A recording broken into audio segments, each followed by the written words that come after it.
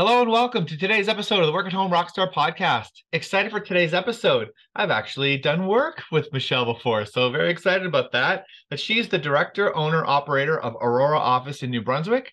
And what she does is she makes sense of the numbers in people's businesses and their personal life as well. So excited to be rocking out today with Michelle Karbonik. Hey, Michelle, you ready to rock? I certainly am, Tim. Let's do this. Perfect. So we always start off here on a good note. So tell me a story of success in your business that we can be inspired by.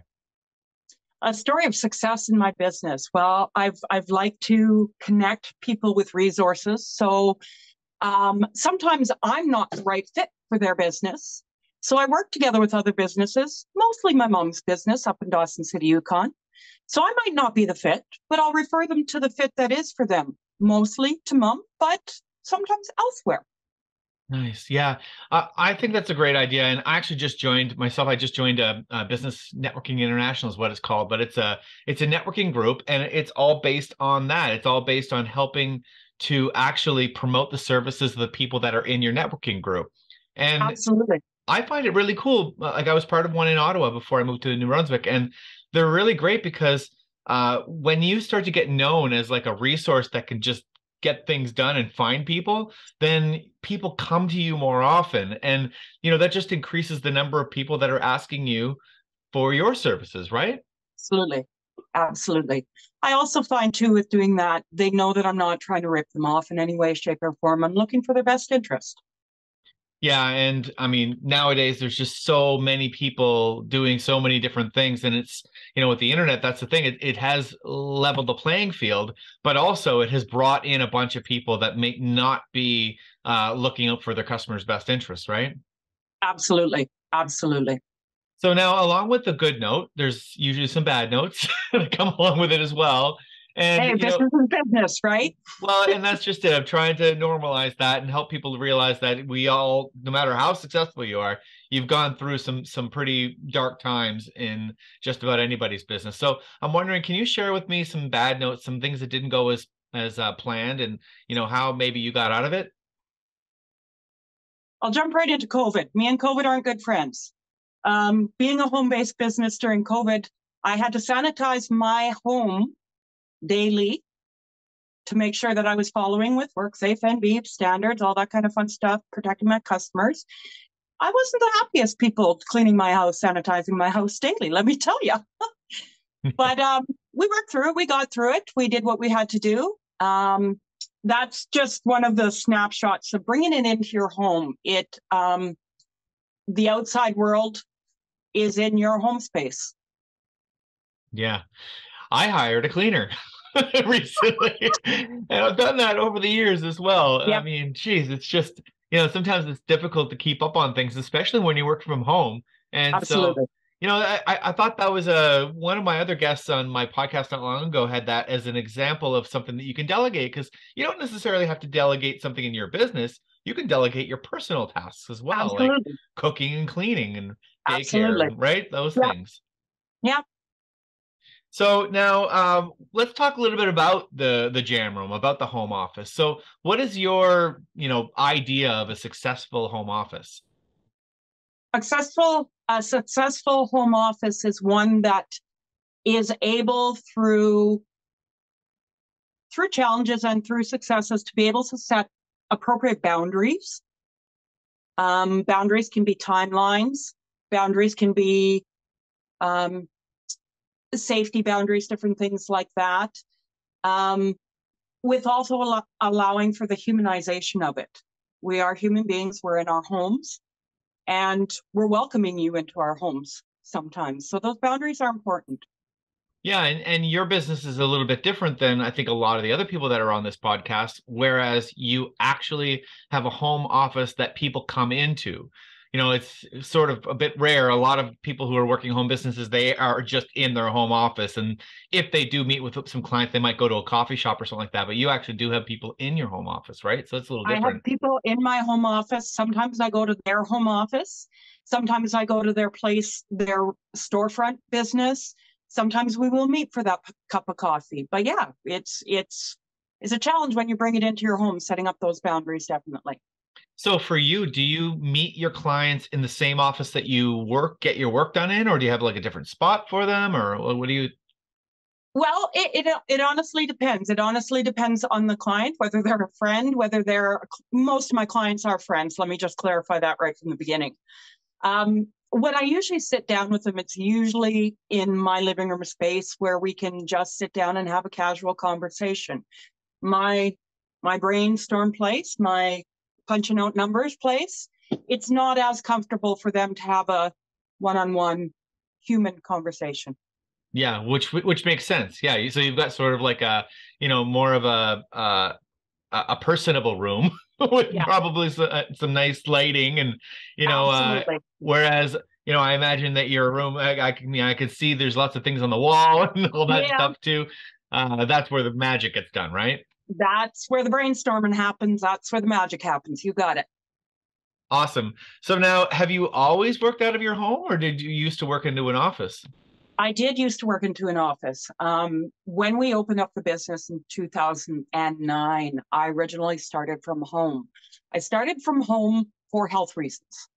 That's one of the main reasons I work from home is for health reasons. And I used to work in a location, as well as when I got here to New Brunswick, I worked for another organization while I was setting up the business here. So I did do both, but it's definitely more beneficial for me at home to do the number crunching, that kind of thing. Right on. Good. So now let's talk a little bit about the instruments, the tools to success. So I'm wondering, like, what kinds of tools do you use to get success in your business? Well, I'm going to stick with the musical part here first, Tim. You asked me about my instruments. We at Aurora Office, when I say we, I'm talking family too. Um, we believe in rhythm. We two of us in the family are drummers, so we follow that into those instruments into our business. We have sticks in hand. Well, when we do our business, our sticks are a little bit different. Sometimes it's a pen, sometimes it's a pencil, but they're still sticks in hands. Sometimes when we're playing with the numbers and they don't work too well and we got to break that stress, well, then we pull out sticks in hand and we play little drums on the whatever's not working at that moment to bring it back to center. Nice. Man, I wish I could do that. That would just annoy Nicole in the other room with my You tip. know what? It's all right. I can make as much noise as I want to in my office. So, Tim, if you ever need to bang some drums, you come to my office. I have a couple spare ones. Okay. Right on. So now, do you think that that's like a stress relief type thing that you use it for? Or? It is. It is definitely. Sometimes you just got to get those frustrations out, and sometimes beating something can get rid of that stress. Sometimes it's a matter of just finding our rhythm again so we can continue. It's a little bit of both. Nice. Right on. Cool.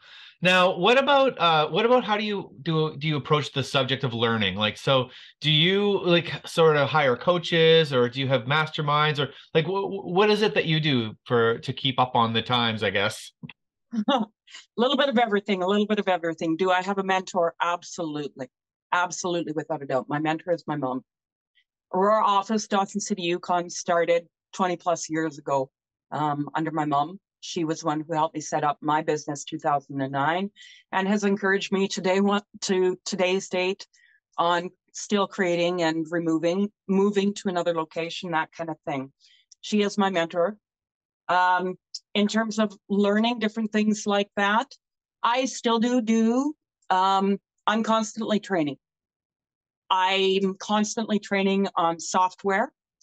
Our software updates are continual. We do use QuickBooks here, and with QuickBooks, we are a pro advisor. So being a pro advisor, we're expected to educate people on the software as well. So I better stay on top of it to make sure that we can educate people on the software as well. We all know that the government is constantly changing tax guidelines, tax credits, different things like that. We have to stay on top of that. If we don't stay on top of that, well, it's our clients who lose. And in my mind, we're not representing our clients, our friends, if we don't stay up on that. So, and I also believe in learning as well. It's not only the numbers geek learning, it's the creative mind learning as well. That's what keeps the sanity going. It's what keeps the release going, different things like that. Lifelong learning has been an important part of my life. And sometimes that lifelong learning is learning how to do pottery. Sometimes that lifelong learning is taking a mental health course. Sometimes that lifelong learning is picking up the phone and having a conversation with my mentor. The other accountants in my field that I work with, well, we brainstorm back and forth. So constantly learning. And if I don't, then what's it all for? Wow. Wow. That's awesome. Well, and that's just it. I mean, learning is sort of like a muscle, right? So Yeah, it doesn't matter what you're learning, you are growing that muscle somehow, right? absolutely. Absolutely. Right on. So let's talk a little bit about because you do bookkeeping, you do taxes, those kinds of things. And I'm wondering, like, if you were to give some advice to a business person, to someone who's just getting started, and maybe uh actually, let's start here. I imagine that there's a bit of a separation between the things that you would do for them versus some things that they would need to do for themselves. Yeah. Right? I mean, I suppose you probably could be hired by a certain company to do all the bookkeeping, I'm sure. Yeah. But there's probably a little bit of a hybrid version as well. And you mentioned tax guidelines and all. I mean, a regular business owner that we're probably not going to be keeping up on all the newest tax guidelines, but what would be the things that we would need to do, if we couldn't afford to hire anybody right now? What would be the number, one, two, three things that we would need to do for our own bookkeeping to make sure that we're staying on top of things? Okay.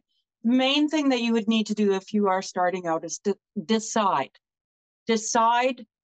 what kind of business you want to run. Do you want to run it completely under your personal individual name as the sole proprietor? Or do you want to run it as a corporation? Different guidelines, different rules. And I think that needs to be discussed right at the very beginning, the pros, the cons of each, because there are pros and cons.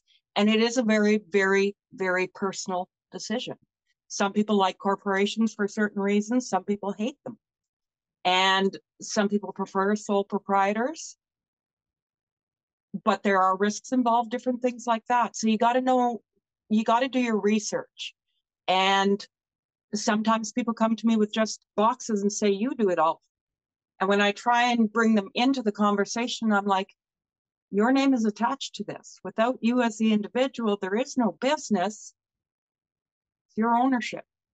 Take pride in it. Mm-hmm. So the pride comes into it. And then we decide how they want to proceed. Okay, what do you want to do? Is yours going to be doing what you do for your customers and handing over all the number stuff? Or are you going to do some of the number stuff? Or do you have someone in your playing field whom I can work with as your partner so that you can continue to go out and do your thing that way? Hi, my name is Anik Malafon from Mastering Ascension, and I've been working with Tim Melanson and the Creative Crew Agency for a number of years now. Tim is my go-to guy for all things technology, and his team have helped me to really create the platform that I need that represents my brand, my message, and connects me directly to my ideal clients. What I particularly love about Tim is before he starts to dive into the technology, he always makes sure that he understands what your global view is, what your ultimate goals are. So then that way you're not wasting a lot of time back and forth switching around technology or platforms. He creates something from the get-go that is scalable, which is highly, highly beneficial for any business. What I've experienced from Tim and his team is they're highly responsive. They are a wealth of information, and they're going to offer you the tools that you need to really make the mark that you want to make in the world. So that's my recommendation for Tim. He's awesome. You're going to love every minute. You won't regret it. Yeah. Yeah. Well, and so I'm sole proprietor, and I've been for 15 years now or more. And yeah, I mean, there's some things though that I've learned over the years though, of things that we need to be keeping track of on our own, to make the life of the accountant or the bookkeeper a little bit easier. And so that they're not, because I know my first time going to my accountant, I had a shoebox of random Shoeboxes stuff. are common, Tim. It's not abnormal at all. Oh, and of course he gave me a bit of a hard time Yeah. and told me to go back home and sort it unless he wanted me to pay him to sort it all. But what does that mean? Like what would you suggest? How would we sort things? Like what makes your life easier? It really, honest to goodness, it depends on your numbers geek. How I sort may be very different than a different numbers geek. Like this morning, for instance, I was working on a brand new client. And because I work from my home, well, that client, their shoebox receipts were all over my floor until I made those piles. And some of my clients bring me those because I don't want to be making their piles, because I don't even know what goes in their piles. Am I allowed this expense or not? So what I tell them to do at the beginning most times is bring me everything. Bring me everything, and then I'm going to come back to you after I sort them, and I'm going to tell you why I'm not including these. I'm not including these because if you were ever audited, they wouldn't be allowed anyway. So then they learn. Some will do it themselves first, and they'll try and put things in, and then I'll bring it back to them and say, I understand why you wanted to do this. However, let's have a conversation about this, how we can do this differently. Some of our clients hand over everything and say, I want nothing to do with the numbers. Some of our clients, we pay their bills. Some of their clients, we collect their bills. It all depends on each individual client. Wow. Okay, so you do a lot of different things, and so you are okay with sorting out shoe boxes full of stuff. Totally. That's awesome. I do that with some of my clients. They want to learn the bookkeeping side of it. So that's when I'll sit down, and our role will be very different. Okay, they'll do things. They'll provide me their bookkeeping stuff at their year end. I'll go through it to make sure. I'll ask the questions that need to be asked. But some want to be involved. Some it's just too much for them. They're better at their thing. They can earn more money doing their thing than they can. I'm more cost effective to do the receipts than it would be for them, depending on their business. Depending on the business. Yeah, you're right. And I mean, that's the thing. So for me, I mean, I do track everything. Every single thing that I buy, I actually put it in a spreadsheet. I probably shouldn't. I probably should be using QuickBooks, but I've been using spreadsheets for so long now that that's what I do. And everything goes in there. And I mean, I think that that's probably something that either you got to do it or somebody else has got to do it, because eventually at the end of the year, you know, you do have to have everything there, whether it gets disqualified or not. I mean, you could be leaving money on the table if you've got, you know, if you're not keeping your receipts, right? And that's why I tell, and you're not alone with those spreadsheets, Tim. Don't you worry about that. I'm still in the archaic age myself. It's okay. I'm okay with it. I'm accepting my age. But that being said, some of my clients use Excel, and there's nothing wrong with that. There is absolutely nothing wrong with that. Excel is a fantastic program. Because I'm a QuickBooks Pro advisor, I'm not there to sell you the product. I'm there for your numbers only. And I have some clients where I do work in only Excel with them. That being said, going back to the original question, what was it again, Tim? I'm sorry, my mind's good. It's just a little bit short. Well, I think it was just mainly about whether they need to be keeping everything or not. And I recommend it because there's a lot of times there are some things that they'll forget, and I'll come back to them and I'll ask them for them. And they're like, why are you even asking that? That's really personal. But then when I sit down and I show them in black and white the difference with that and without it, oh, you're not just being nosy. Yeah. No, I'm not. I'm here to help you, and that's why I'm asking. Well, and I think that that's the difference between one of the very first things you said about whether they decide to have a corporation or self-employed. Because, yeah, I mean, that is a little bit weird, because as a self-employed person, a solopreneur, I guess, whatever you want to call it, all my personal stuff is mixed in with all my business stuff. And that happens. That's normal. I mean, because, you know, parts of your home office, parts of your you know, that gets written off. So yeah, I mean, if you do like that separation between business and personal, well, then maybe you might want to like lean towards trying to create an actual business entity, right?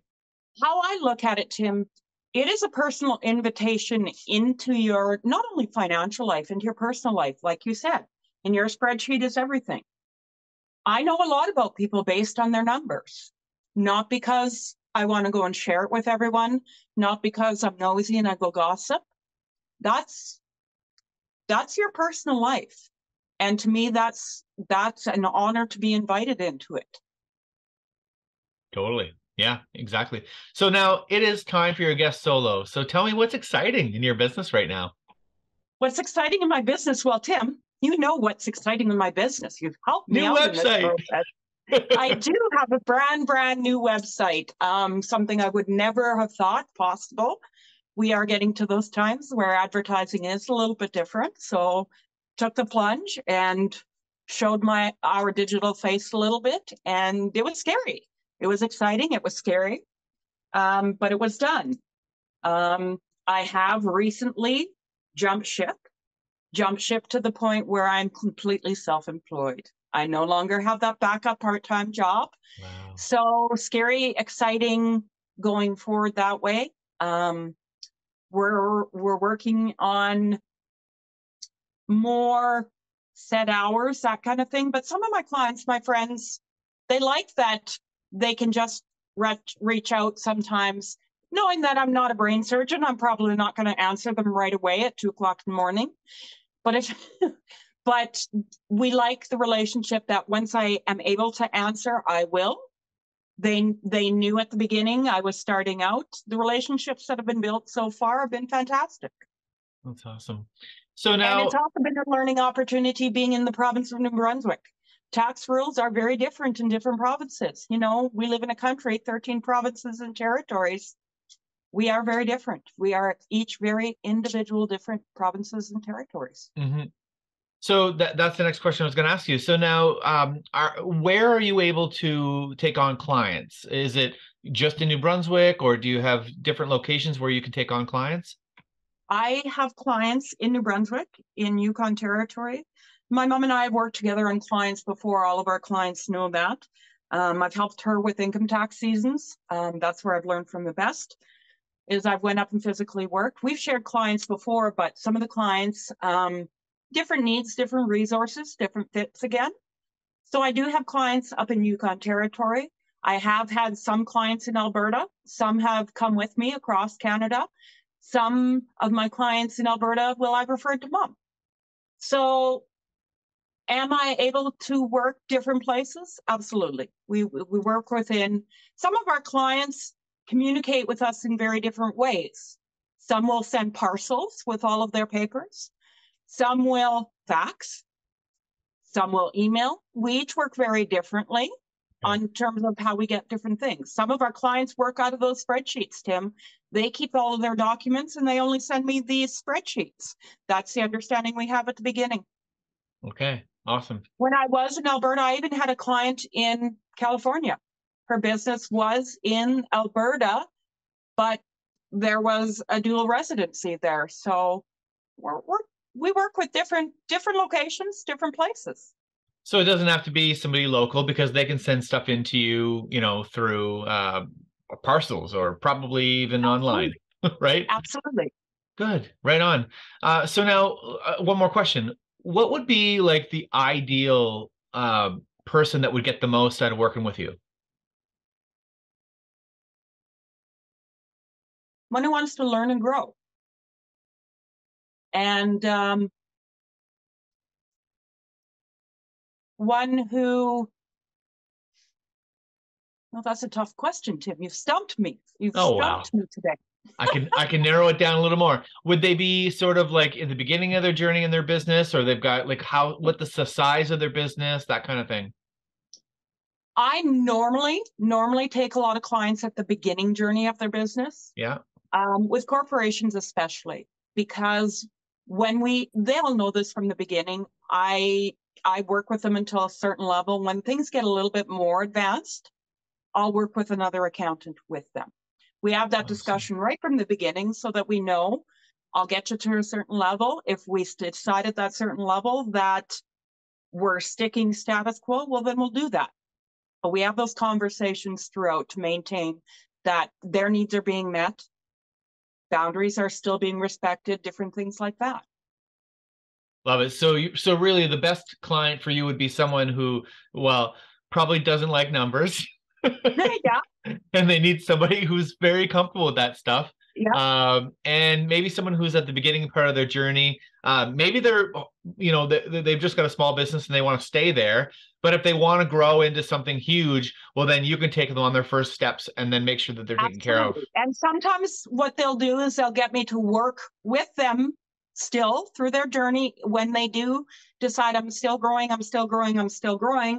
sometimes it'll get to a point where I want to refer, but they want to keep me involved with that referral. And sometimes that'll happen. Yeah. And that makes sense, right? Because you're sort of that proxy, right? And I mean, my business works that way sometimes as well, where I'll be sort of a proxy in between a company that's bigger than me, right? And they just want someone to speak the lingo, right? That's exactly it. What a lot of my clients' friends have said to me is I humanize the profession of numbers. I don't talk over. I don't demean in any way, shape, or form. I talk like a human being. I have a one-on-one conversation, or if you want your other people there, I'll have that conversation. Me in a suit and tie, that's not who I am. I'll show up. Someone asked me once, would I go out to meet a client? Am I dressed to the nines? Am I wearing that suit and tie? No, I'm not. Because some of my clients also know that I also work crisis in terms of social development, different things like that. So they know sometimes I'm coming to meet them from that other role. So sometimes I am wearing those blue jeans or those steel-toed boots or whatever it may be. I humanize it. Awesome. Well, it's been awesome to rock out with you today, Michelle. It's been a lot of fun. It has been a lot of fun. Tim, thank you so much for the opportunity to chat with you again. And I look forward to working with you on developments of my website. Who knows? You never know where things go, right? You bet. Absolutely. Thank you so much. And to the listeners, make sure you subscribe, rate, and comment. And we'll see you next time on the Work at Home Rockstar podcast.